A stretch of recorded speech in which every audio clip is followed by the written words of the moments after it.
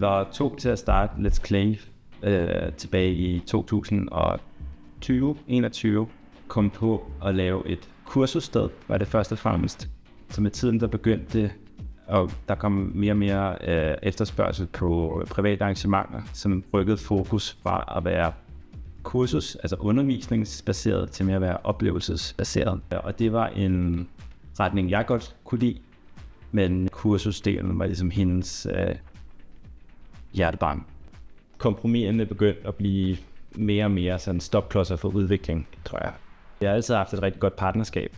Det har bare været vores sådan retninger, der har været lidt forskellige.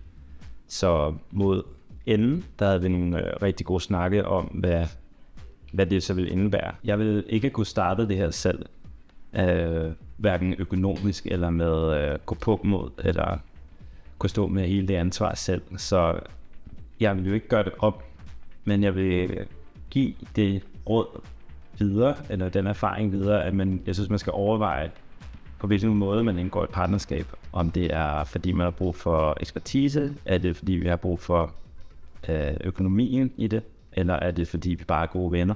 Og så tror jeg ikke altid, det er den allerbedste idé.